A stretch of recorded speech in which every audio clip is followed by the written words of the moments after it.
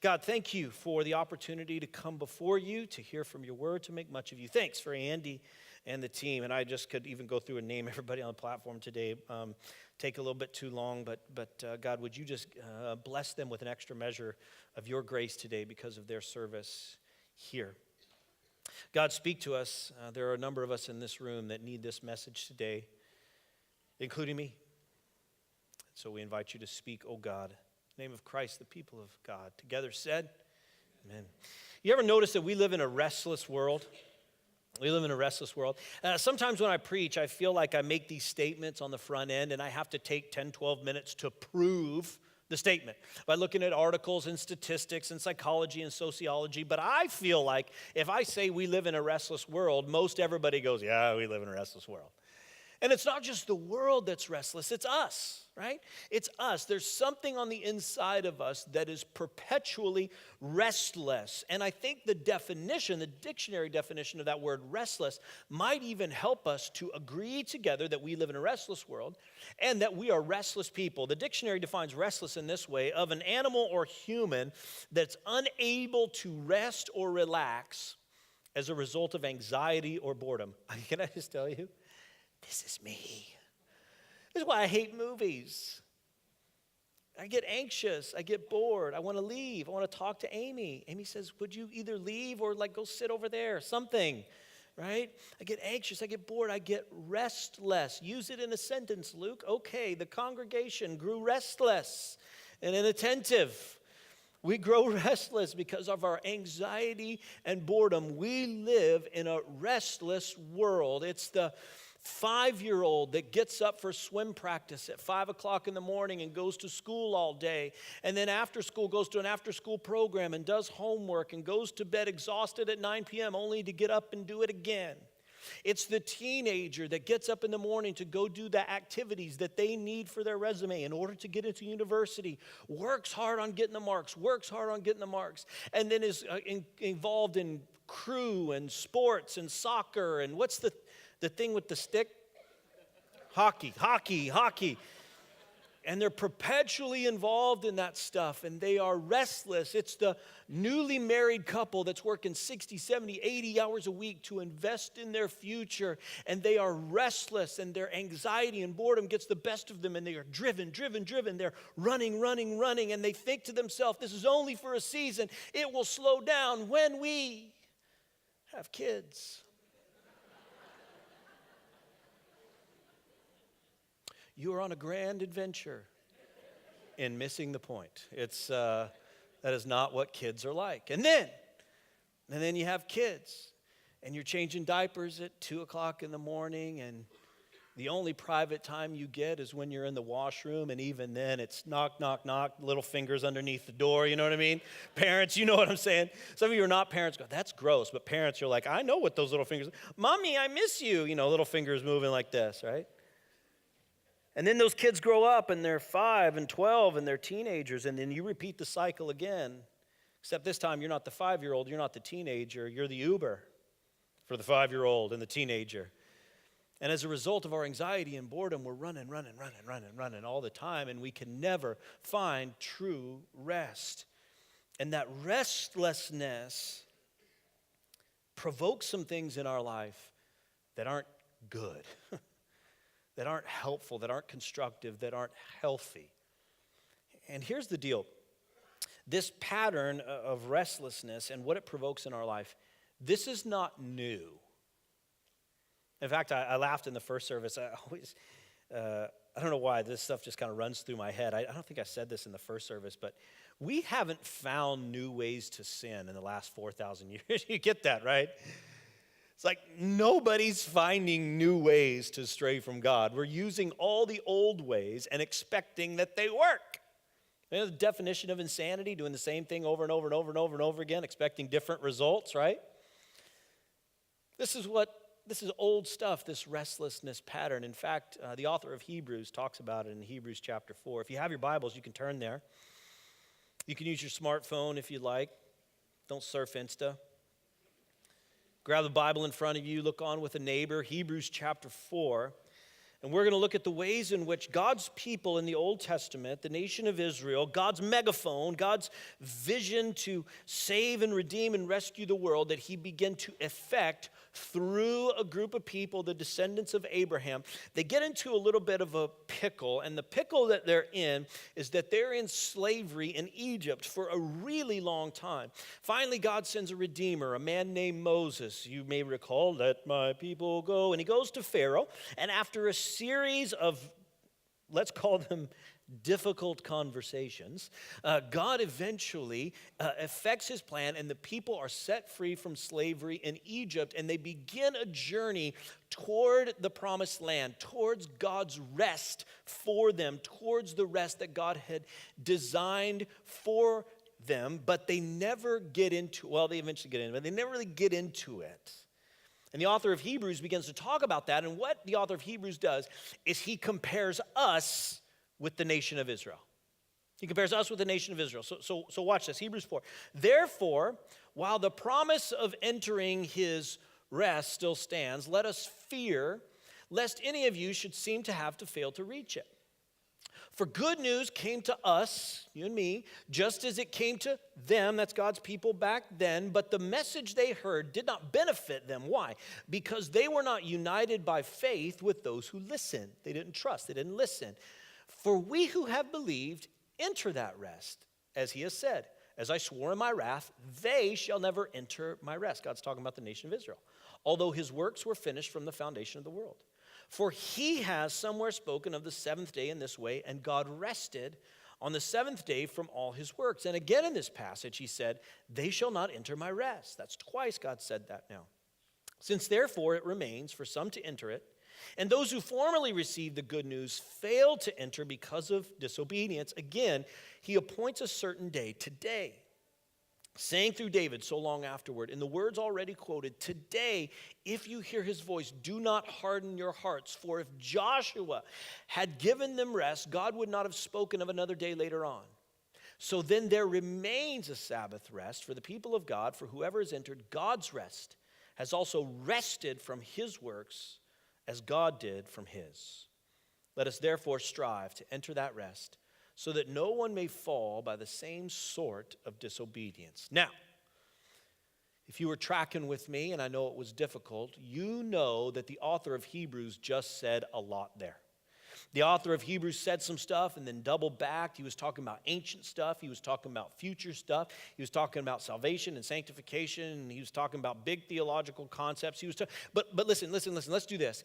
If we were to boil down Hebrews chapter 4, verses 1 through 11, you don't have to be a theologian. You don't have to have a Bible degree. You don't have to have anything. If you just boil it down to one word, what is Hebrews chapter 4, 1 through 11 about? Say that word with me. 1, 2, 3. Rest. It's rest, right? It's all about rest. It's all about solving that anxiety or boredom problem in your heart. It's all about solving that pit of your stomach stuff where you just can't seem to sit down, not just physically, but even mentally and spiritually. It's all about God inviting us to enter into rest.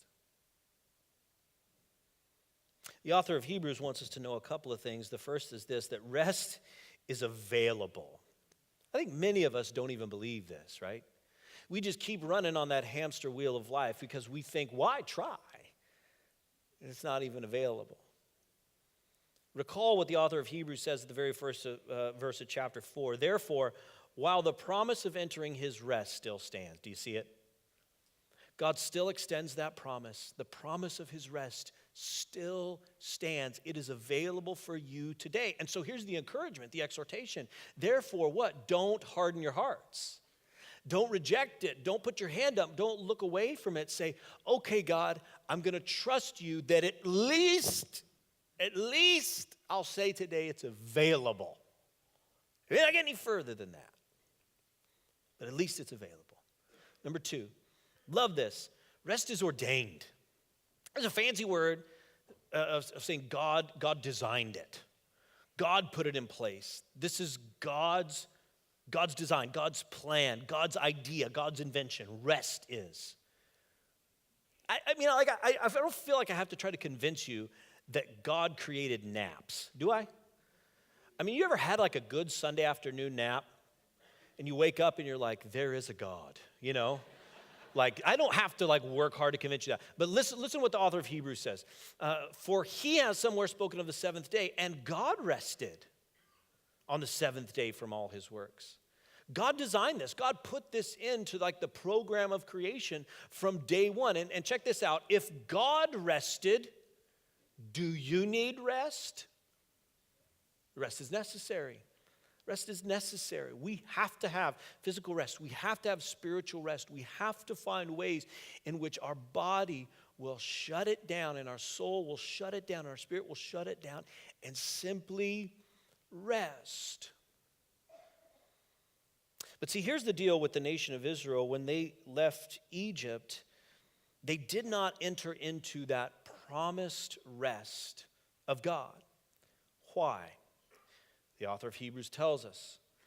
And again in the passage, he said, they shall not enter my rest, since therefore it remains for some to enter it. Those who formerly received the good nude. I just said good nude. Can we put the first service online? Formerly received the good news. Give me a minute. I'm just trying to stop sweating. Those who formerly received the good news failed to enter because of what? Disobedience. That's why the nation of Israel failed to enter. Why? Because when they got to that land of promised rest, they didn't trust God to get them in. They said, God's not big enough, God's not strong enough, God's not going to do this. And God said, okay, because of your disobedience, you are going to wander in the wilderness for 40 years and experience restlessness. Without a home, without a place, without a place to kind of set your rear end down and set your family down and set your roots down and set your soul down, you're going to experience restlessness. So watch this. Here's the cycle of restlessness for the nation of Israel. They disobeyed, and so they began to experience restlessness. Okay? And instead of looking at their restlessness, their boredom and anxiety and that wandering for 40 years in the wilderness, instead of looking at that and going, you know what the root of this is? It's this. We disobeyed, therefore we're restless. So why don't we go back here and eliminate this? You see what I did there? Eliminate this and obey and then experience rest. Instead of doing that, what they did was they tried to solve their restlessness on their own by disobedience and distraction. So here you got more disobedience, and the cycle of restlessness repeats itself. The nation of Israel got restless. And so somebody said, I'm a little anxious and bored here, so why don't you all give me your earrings, we'll melt them down and create a calf and worship it. Moses wasn't up on the mountain that long. They just grew restless. They grew restless and they lacked gratitude. They grew restless and they rejected the authority that God had placed over the top of them, namely Moses and Aaron. And every time they tried to solve their own restlessness themselves by disobedience, they began that cycle of restlessness over and over and over again. And that restlessness led to discontentment. That restlessness led to discontentment for the nation of Israel. They were not content with where God had them. They were not content with where God was taking them. They were not content with what they had to eat. They weren't content with how much water they had. They weren't content with the manna that God had given them. They weren't content. They weren't content. They weren't content. We're going to talk about phones here in a minute, but here's a good example of the ways in which we are similar to the nation of Israel. We get restless, and then we distract ourselves in order to cure our own restlessness, and it causes discontentment. One of the ways that we distract ourselves is we pick up our phone and we run through Facebook or Instagram. You know what I mean?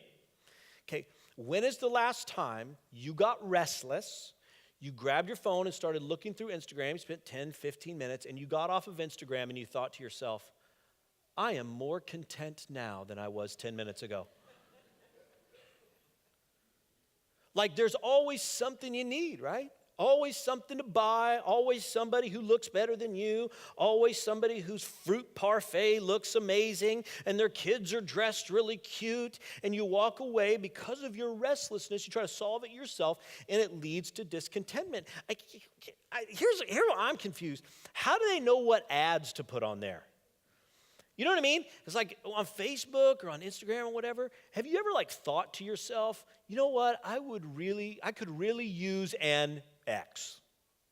Just fill in the blank, whatever that blank is. I could really use that. And 10 minutes later, you're on Facebook and there's an ad for X, right? That's creepy. They are tracking you. How do they know? That is weird. And it's to create that discontentment in you and that restlessness in you. And then we try to solve it with more and more and more and more and more, and it never fills us up. Restlessness leads to strife. In the nation of Israel, it was a rejection of Moses and Aaron. It was conflict within the nation of Israel. But when we're restlessness and bored and anxious, it causes disunity in the body. It causes disunity in families. It leads to those things. Restlessness leads to delay. Restlessness leads to delay. Now watch this. When we get restless and we try to solve our restlessness our own way, what it means is we're not looking to God's way, right? If we're trying to solve it our own way, this is real simple, trying to solve it our own way, then we're not looking to God's way. So here's what the nation of Israel did. They tried to solve it their own way, rather than looking to God's way. And it delayed them entering into God's true rest for them. It delayed them quite a bit, by the way. You know how long the journey is from Egypt to the promised land? You know how long it should have taken them? Anybody? How long did it take them? Anybody know? How long did it take them? 40 years. 40 years wandering in the wilderness. You know what it should have taken them? 11 days. 11 days. Because the shortest distance between 2 points is a straight line. I'm restless, and I just walk towards God's way, and my restlessness gets solved. Should take me 11 days. But it didn't. The nation of Israel wandered, and they got distracted and disobedience. I feel like I'm dealing with my 4-year-old right now. Kaya, go pick up your clothes. Kaya, go pick up your clothes. Put them in the laundry room. What you do? Pick up her clothes. Put them in the laundry room. Next thing you know, I've got a princess dress on, and I'm eating watermelon and everything else. I get distracted, and the thing never happens, right? And you might be thinking to yourself, that should take Kaya 30 seconds, and she gets delayed. She gets delayed. And maybe it takes her 10, 15 minutes. No, she's like the nation of Israel. It takes her 40 years. 40 years. And because we're trying to fill our life up with something that isn't God, it delays entering into his true rest. Restlessness leads to error. In terms of the nation of Israel, this is so silly, the nation of Israel. They look back on their time in Egypt and they were like, you remember how great that was? We used to kill the fatted calf. We were having parties every night. We would overeat and stay skinny. It was great. And Moses looks at him and goes, you were slaves. You had no land. You had no money. You were tortured. They were killing you. It wasn't great. And even the times when it was bad, like you got to make these bricks in order to build monuments for gods you don't even worship, it got worse. Keep making the bricks, but now we're not giving you any straw. We do that in the same way. Our restlessness causes us to see life in a skewed way. We look at our past, we look at our present, we look at our future, we look at whatever it is in our life, and because we're restlessness, it leads to error. See, this is the restlessness cycle. Our disobedience leads to restlessness, and our restlessness leads to more disobedience, and the cycle starts itself over again. Now, I don't want to get too aggressive with you and talk about sin and disobedience and the ways it leads to restlessness. Let's just talk about some morally neutral stuff, okay? And the ways in which we try to solve our own restlessness problem with morally neutral stuff. Look up here on the screen. 1.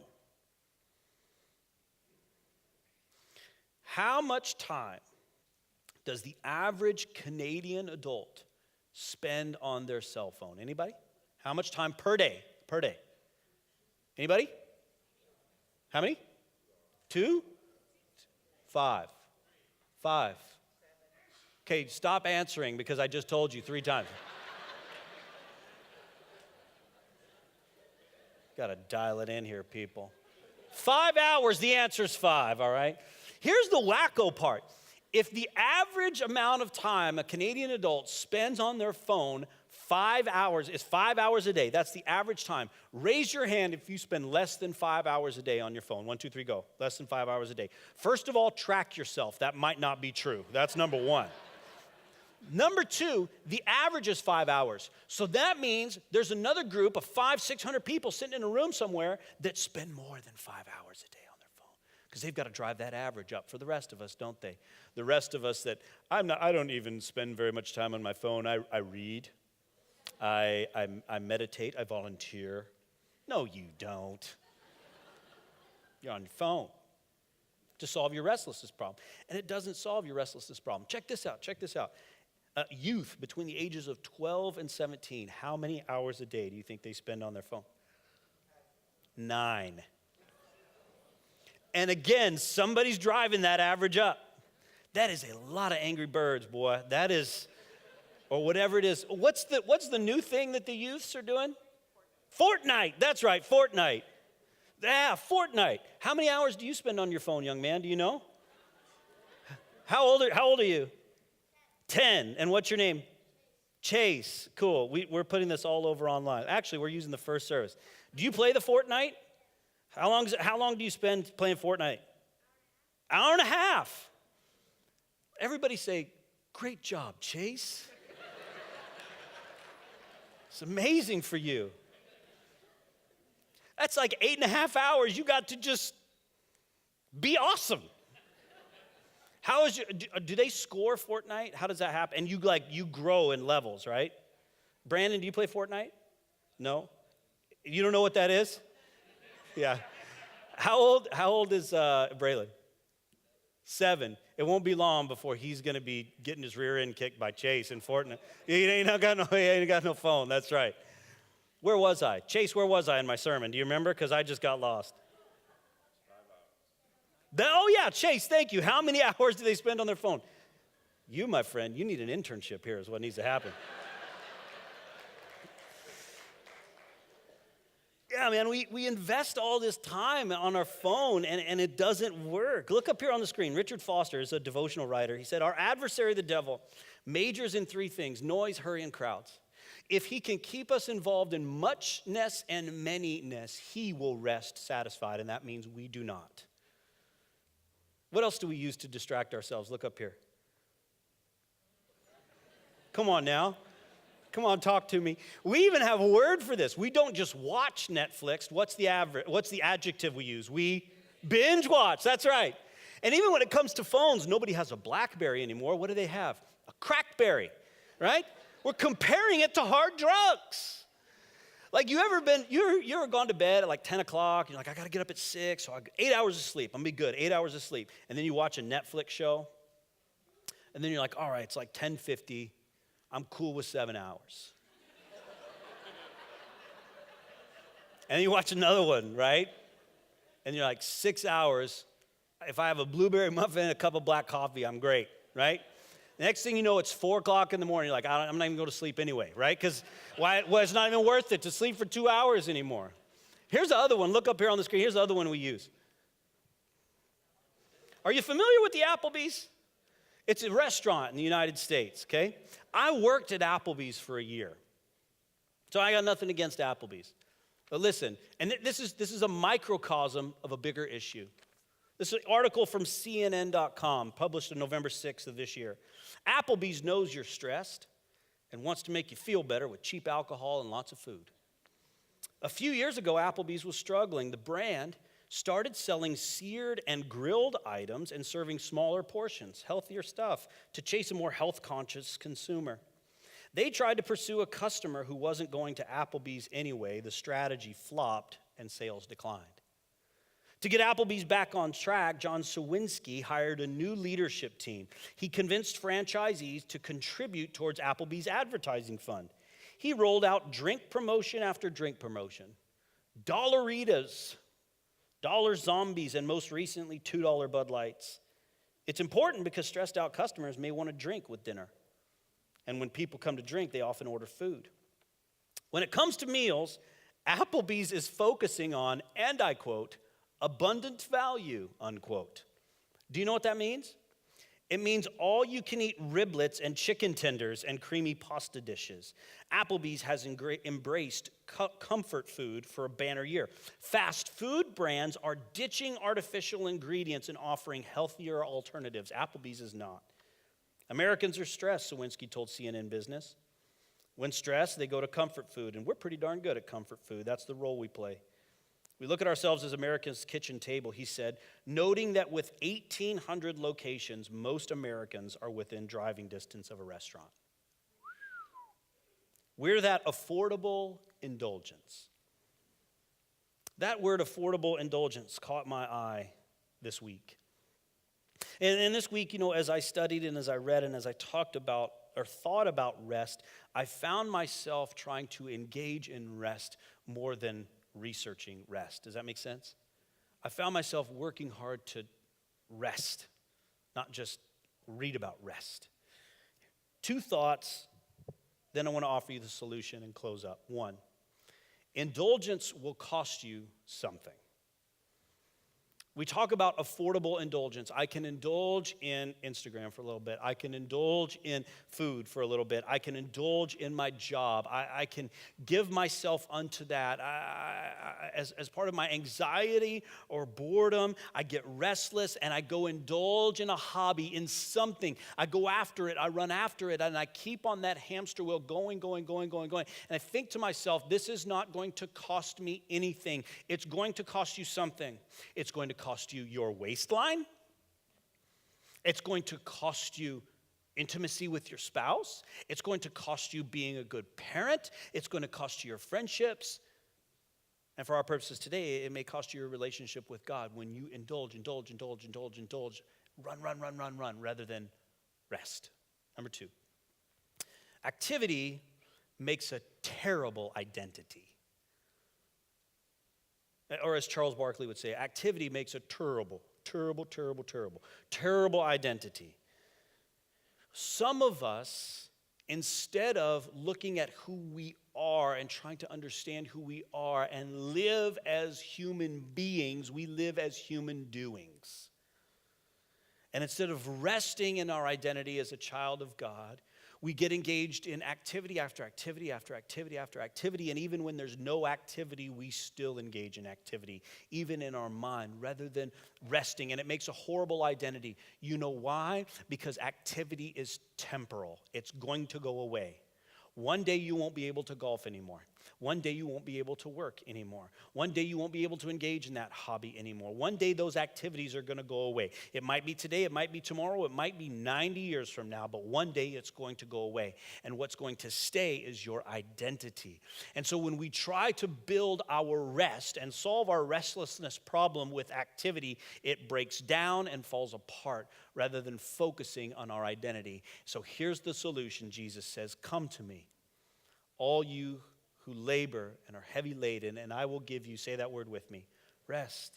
Take my yoke upon you and learn from me, for I'm gentle and lowly in heart, and you will find," come on now, "rest for your souls, for my yoke is easy and my burden is light." A theologian that I love, a guy named Andrew Murray, more of a devotional writer, wrote a book called Abiding in Christ. And in that book, he noted that there are 2 promises of rest in Matthew chapter 11, verses 28 through 30. Both of those promises are conditional. Here are the conditions. Come to me and learn from me. Come to me, I'll give you rest. Learn from me and I'll give you rest. Here's the difference. Come to me is that very first time that you say yes to Jesus in repentance and faith and say, I have pursued health and wellness and pursued a solution to my restlessness problem on my own, and I am wandering in the wilderness just like the nation of Israel. I can't get it solved, Jesus. What was supposed to be a short path toward rest has become a perpetual cycle of restlessness, and I can't get it solved. And Jesus says, just come to me. Come to me. For those of you who have already taken that step, the second condition is learn from me. This is discipleship. Take my yoke upon you. Walk as I walk. Talk as I talk. Love as I love. Allow all of my priorities and character to be your guidelines for life. and you will find rest for your souls.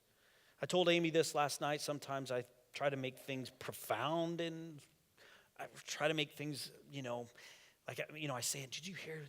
That was just really unique and different. And, and today here it is in Matthew chapter 11, verses 28 through 30. It's just as simple as this. True rest is found in Jesus and Jesus alone. True rest is in Jesus and Jesus alone. There is no other way around it. We've got to tap into a God who loves us, cares for us. We've got to walk away from the ways in which we try to distract and disobey and solve our own restlessness problem and walk toward Jesus. Come to him and learn from him. I'm going to give you a couple practical ways that you can do that over the course of the next couple of weeks. Tap into that. And then we're going to conclude. First is this: take a walk. Take a walk. I know that might sound silly for some of you that use exercise maybe as kind of that distraction. Walking I don't think really counts as exercise, so that's good. You can just go take a walk. The great news about walking is that it's really difficult to text or surf Instagram or whatever. And if you've tried it before, you probably have the scar to prove it because you ran into a pole or something, right? And just go take a walk. Just go enjoy God's creation, cold as it may be. Go take a walk and rest. Number 2, pass on the eggnog. Pass on the eggnog. My wife, every year, I don't know what possesses her, but first of all, man, I got a lot of problems with eggnog. I'm trying to figure out where to start here. Okay, so every year she buys eggnog. She goes to the store and they put it on on display or something, and everybody buy eggnog. Okay, I don't know, but are there eggs in eggnog? There are? What about nog? Is there nog? I don't even know what this is. It's like this really, and she buys the non-alcoholic stuff. And I think it's like, for every small cup, I think it's like 12,000 calories, I believe, is eggnog. And then for a lot of you, you drink the alcoholic stuff. And that's fine. I don't have anything against that. What I'm saying to you is this, is that especially around this time of year, we numb our restlessness with food and alcohol, don't we? And that's what Applebee's is monetizing. The corporate people know that. So just pass on it. Pass on it. Say, I'm going to have a cup of water. You know what? Here's the deal. Get like half and half. Just pour half and half in a glass and drink that.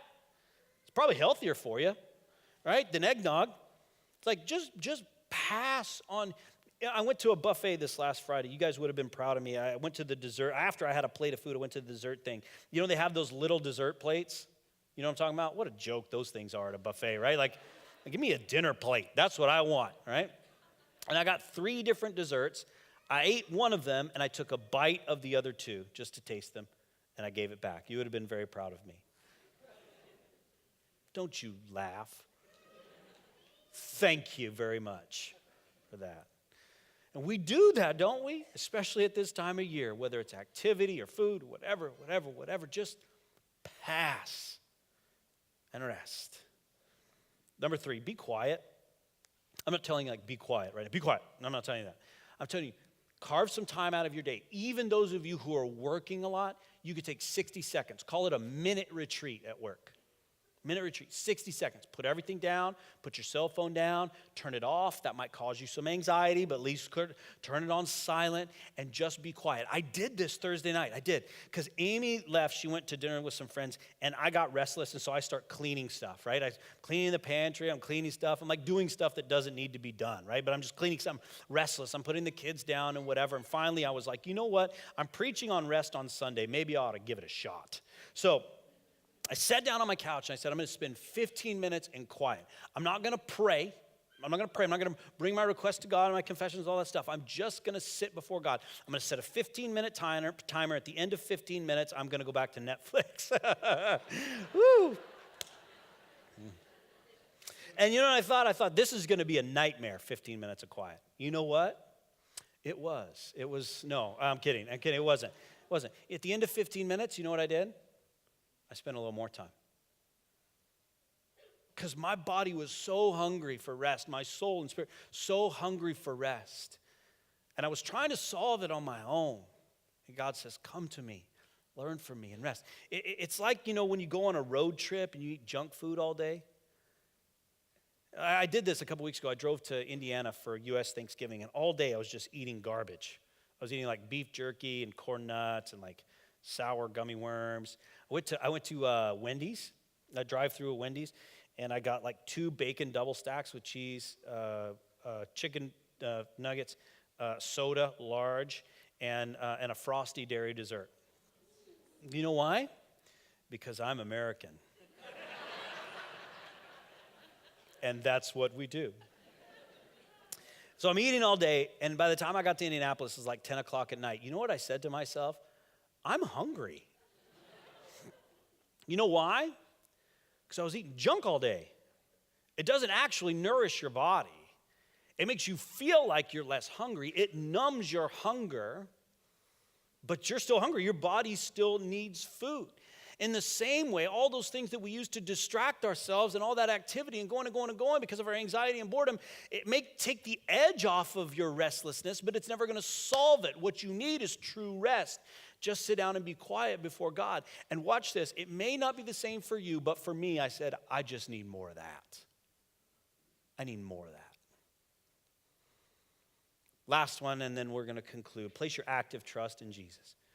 Trust is an active thing. Jesus, I trust you with outcomes. Jesus, I trust you with my spouse. Jesus, I trust you with my finances. Jesus, I trust you with my marriage. Actively placing your trust in him and resting on him and taking him up on his promise. Come to me, all you who are weary, heavy burden, and I will give you rest. Take my yoke upon me.